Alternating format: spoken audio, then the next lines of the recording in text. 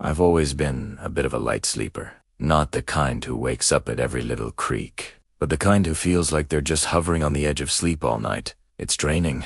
A friend suggested I use one of those sleep tracking apps. You know, the ones they record any sounds you make during the night, like snoring or talking in your sleep. I figured, why not? Maybe it would explain why I always feel so tired. So, I downloaded one, set my phone on the nightstand, and didn't think much of it.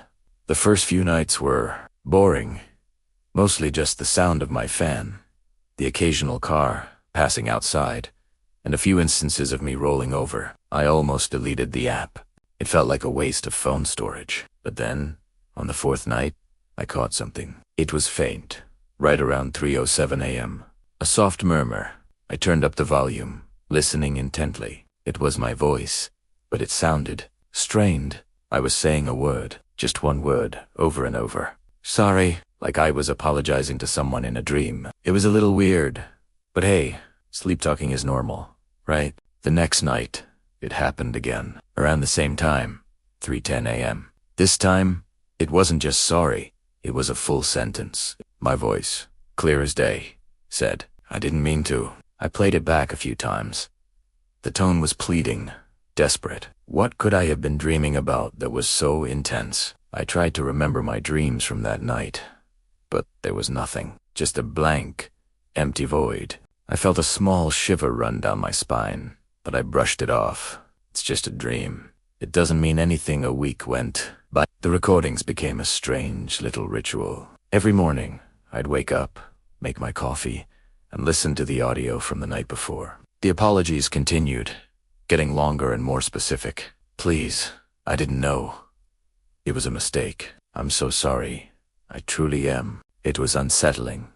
Listening to myself beg for forgiveness for something I couldn't even remember doing. It started to get under my skin. I began to dread going to sleep, wondering what my subconscious would confess next.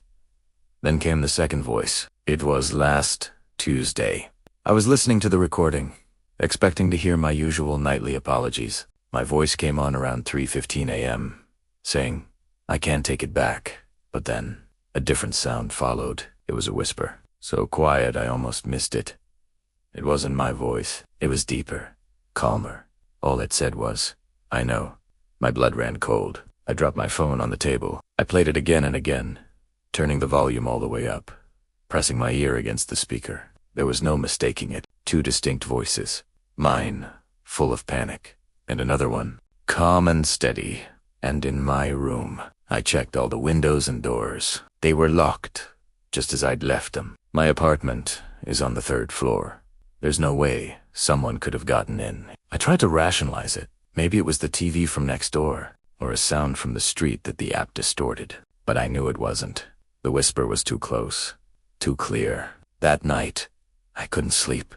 I lay in bed, staring at the ceiling, my heart pounding in my chest. I left the app recording, but a part of me was terrified of what I might hear in the morning. When the sun finally came up, I hesitated for a long time before I dared to listen. The recording started with the usual silence. Then, my voice came through, but it was different this time. It wasn't apologetic.